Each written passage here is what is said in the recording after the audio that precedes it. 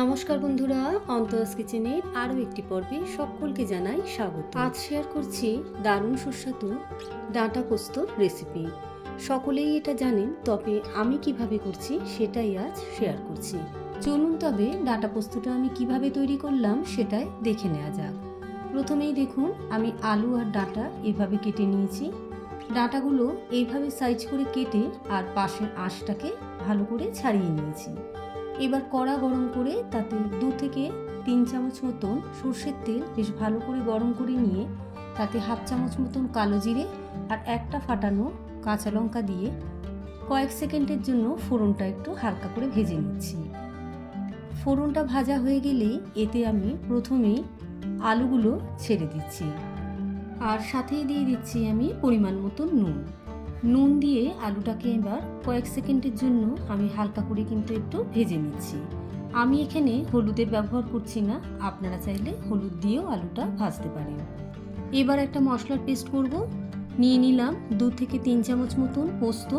এবার পোস্তটাকে আমি মিহি পেস্ট করে নিচ্ছি। আলুটা বেশ মোটামুটি ভাজা হয়ে গিয়েছে। এই পর্যায়ে দিয়ে দিলাম কেটে রাখা ডাঁটাগুলো। ডাঁটাটা দিয়ে কিন্তু আমি খুব বেশি ভাজবো না, লো টু মিডিয়াম ফ্লেমে 1 থেকে 1.5 মিনিট মতন হালকা করে ভেজে নিচ্ছি। বেশি ভাজলে ডাঁটা কিন্তু শক্ত হয়ে যেতে পারে।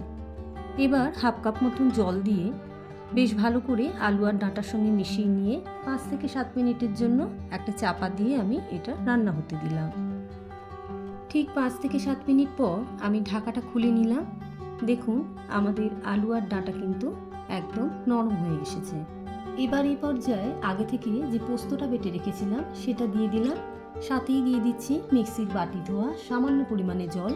খুব বেশি জলের ব্যবহার কিন্তু আমি এখানে একদমই করছি না।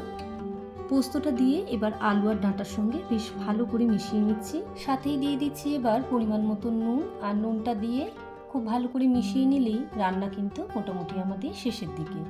এবার 2টো চেরা কাঁচা লঙ্কা আর কিছুটা কাঁচা সর্ষের তেল দিয়ে বেশ ভালো করে মিশিয়ে নিলেই তৈরি আমাদের দারুণ স্বাদের ডাঁটা পোস্তর রেসিপিটা কেমন লাগলো অবশ্যই কিন্তু কমেন্ট করে জানাবেন। আর ভিডিওটা ভালো লেগে থাকলে বন্ধুরা অবশ্যই লাইক করবেন, শেয়ার করবেন আর আমার চ্যানেলটা সাবস্ক্রাইব করে আমার পাশে থাকবেন।